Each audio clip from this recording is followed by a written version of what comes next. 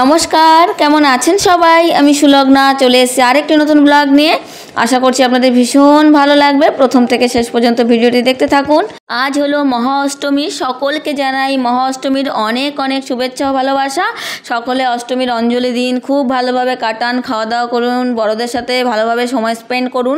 তো আমি সকাল সকাল উঠে সমস্ত কাজ বাজ সেরে একদম রেডি হয়ে গেছি দেখুন। আর বাইরে যেহেতু প্রচুর টেম্পারেচার, মানে একদম গরম বলতে পারো, হট, এরকম দুর্গাপুজো আমি দেখিনি কখনো। তো যাই হোক, বাইরের এই পরিবেশ দেখে আমার আর সাহস হলো না যে আর একটু ভালো শাড়ি পরবো, তাই নরম দেখে সুতির একটা শাড়ি পরে নিলাম। সুতির না, এটা মনে হয় হ্যান্ডলুমের শাড়ি। তো আমি বেসিক্যালি শাড়ি সম্পর্কে অত নলেজ নেই। তো আমি তো বেরিয়ে গেছিলামও, আর মা আবার তখন ডেকে বললো, তুই পাগলির মতো কেন যাচ্ছিস, তুই কিন্তু চিরুনি করিসনি একদমই, এসে চিরুনি কর। তো মার কথা শুনে আমি আবার ঘরে চলে এলাম চিরুনি করতে। আর এই যে এখন গ্লাভসটা পরে নিচ্ছি। সেজে গুজে কোনো লাভ নেই, কারণ বাইরের পরিস্থিতি এতটাই খারাপ, নিজেকে যদি ঢেকে না নিয়ে যাই তাহলে একদম পেতনি হয়ে বাড়ি আসতে হবে। আর আগের দিন যে আমি ওই যে ফেস প্যাকটা লাগিয়েছিলাম, বেশ ভালোই গ্লো করছে, অনেকটা মানে ফেসিয়ালের মতনই গ্লো দিচ্ছে, বেশ ভালোই। এটা ইনস্ট্যান্ট গ্লো। আপনারা যদি মনে করেন যে কোথাও বিয়ে বাড়ি বা কোথাও অনুষ্ঠান হঠাৎ করে ঠিক হয়েছে, তাহলে এটা মানে ফেসিয়াল করার তো তখন টাইম থাকে না, তখন এটা করতেই পারেন। তো আমি কিন্তু বেরিয়ে পড়েছি। আর রোদের অবস্থা দেখেছেন, আকাশের অবস্থা, এতটা ফাটানো রোদ, সত্যি কথা বলছি, এত গরম মানে বিশ্বাস করার বাইরে। গা হাত পা মনে হচ্ছে ছেকে যাচ্ছে। আমার পায়ে যেখানে যেখানে রোদ লেগেছে মনে হচ্ছে জ্বালা করছে। তো প্রথমেই আমি চলে গেছিলাম ডালখোলা পিএসসিতে, সেখানে গিয়ে সবার সাথে দেখা করে মিট আপ করলাম। তারপরে বললাম যে আমার একটু না অঞ্জলি দেওয়ার ইচ্ছে ছিল, আমি উপোস করে আছি। তো বললো পাশেই পুজো হচ্ছে, চলে যাও, যদি ওখানে এখনও অঞ্জলি না হয়ে থাকে তাহলে তুমি দিয়ে এসো। তো আমি চলে এসেছি অঞ্জলি দেওয়ার জন্য। আর এখানে এসে দেখি সবাই অঞ্জলি হয়ে গেছে এক টিমের, আর এক টিম অঞ্জলি দিচ্ছে। তো এখনও চলছে, তাই ভাবলাম যে ভাগ্যে যদি থাকে তাহলে না ঠিকই হয়ে যায়। ওই যে বলে ইচ্ছে থাকলে উপায় হয়, ঠিক তেমনই আমার অবস্থা হয়েছে। ইচ্ছেটা খুবই ছিল অঞ্জলি দেব, তো সেই হিসেবে চলে এসেছি। আর আমি কিন্তু সেমন কিছুই নিয়ে আসিনি, মানে এত তাড়াহুড়ো করে এসেছি, তো তার জন্য কিছুই আনতে পারিনি। যাই হোক, মাকে আমি এখন অঞ্জলি দেব। তো এখানে সবার অঞ্জলি হচ্ছিল, তো মাঝখান থেকে আমিও অ্যাড হয়ে গেলাম। আর আমার সাথে সাথে আপনারাও মায়ের দর্শনটা করুন, কি সুন্দর। তো চলুন আগে আমি অঞ্জলিটা দিয়ে দিই, তারপরে আবার আপনাদের সঙ্গে দেখা হচ্ছে।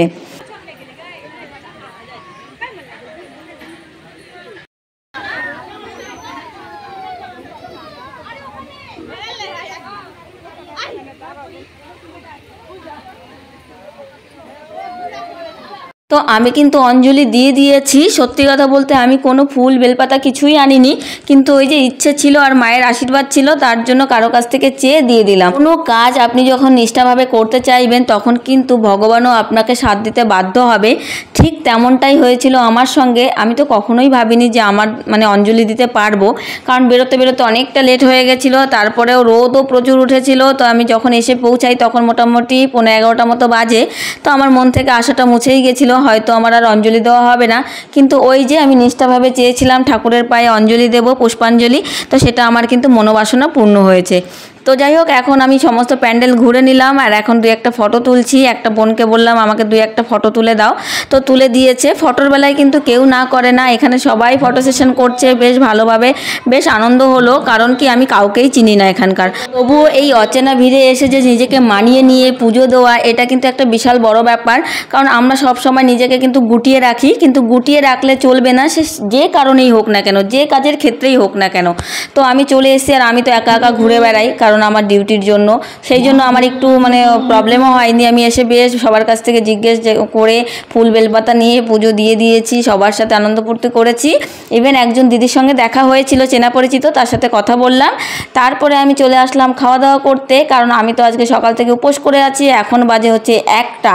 তো প্রচণ্ড খিদে পেয়েছে, তাই ভাবলাম কি খাওয়া যায়, তাই এখানে পনির নিয়ে নিয়েছি, আর সাথে নিয়ে নিয়েছি রুটি। যেহেতু আজকে অষ্টমী প্লাস মঙ্গলবার, আর আমি তো মঙ্গলবার নিরামিষ এমনিতেই খাই, আর অষ্টমীর জন্য মা বারণ করে দিয়েছে যে কোনো মাছ মাংস কিচ্ছু খাবি না, সেই জন্য পনিরটা অর্ডার করলাম। তো পনিরটা প্রথমে দেখে আমি ভয় পেয়ে গেছিলাম, ওই ভেতরে সাদা সাদা ক্রিম ছিল, তো সেটা দেখে আমি ভয় পেয়ে গেছিলাম, কারণ অনেক সময় দেখবেন বাসি খাবার থাকলে ওপর দিয়ে ফাঙ্গাসের মতো পড়ে যায়।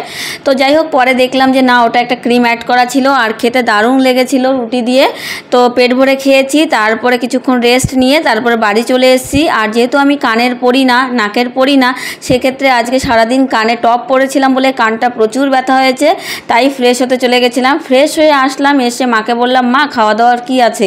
তো মা বললো হচ্ছে কেন তুই খাওয়া দাওয়া করে আসিসনি? আমি যে খেয়েছি কিন্তু ভাত তো খাইনি, আমি তো বাঙালি না, ভাত তো খেতেই হবে। তারপরে বললো যে ঠিক আছে তাহলে ভাত রান্না করতে হবে। আমি যেটুকু রান্না করেছিলাম অল্প করে আমি খেয়ে নিয়েছি। তারপরে মা আমাকে সিদ্ধ ভাত করে দিল, আলু করলা বেগুন, আমি সেটা পেট ভরে খেলাম। খেতে খেতেই দেখি আমার এক ভাই এসেছে, ছোট্ট একটা পুচকু বাচ্চা এবং তার ওয়াইফকে নিয়ে এসেছে। আর ওয়াইফের বাড়ি কিন্তু আমাদের গ্রামেই, মানে একটু এপাড়া ওপাড়া।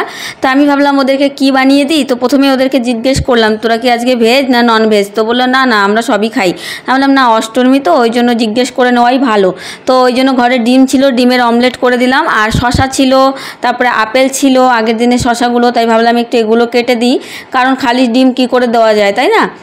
আর ঘরে না ব্রেডও ছিল না যে ব্রেড দিয়ে কিছু বানিয়ে দেবো। আর এদিকে হচ্ছে ভাবছিলাম যে রুটি দিয়ে কিছু করে দেবো, কিন্তু ওরা বসতেই চাইছে না, ওরা তাড়াহুড়ো করছে, ওরা না খেয়েই বেরিয়ে যাবে। সেক্ষেত্রে আমি ওদেরকে আটকে রেখেছি, একটু না খেয়ে যাবি না, কারণ এতদিন পরে এসছিস। আর পুচকুটা মানে এমনি খুব সুন্দর হাসছে খেলছে, যেই আমি কোলে নিতে যাচ্ছি বা মা কোলে নিতে যাচ্ছে তখনই খুব কান্না করছে। তো আমি মাকে বললাম তুমি আর ওকে জোর করে কোলে নিও না, কারণ আমাদেরকে তো সবসময় দেখে না, তার জন্যই ও কান্না করছে। তারপরে ওরা তো বেরিয়ে চলে গেল, ওদেরকে অনেকবার থাকতে বলেছি কিন্তু থাকেনি।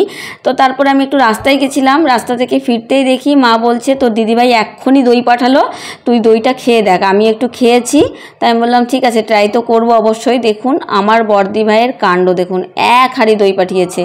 বাড়িতে আমি আর মা, এত দই কে খাবে বলুন তো? আর দই আর মিষ্টি আমি তেমন একটা পছন্দ করি না। হ্যাঁ মাঝে মধ্যে একটু টেস্ট করি যে কেমন খেতে, যদি ভালো হয় তাহলে হয়তো আরেকবার খেতে পারি, আর যদি আমার মন মতো না হয় তাহলে কিন্তু ওটা আমি ধরেও দেখবো না। তো মা খেয়ে শুয়ে পড়েছে, আমাকে বললো তুই দই খেয়ে নে, আর যদি খাবার খাস তাহলে খেয়ে দে শুয়ে পড়।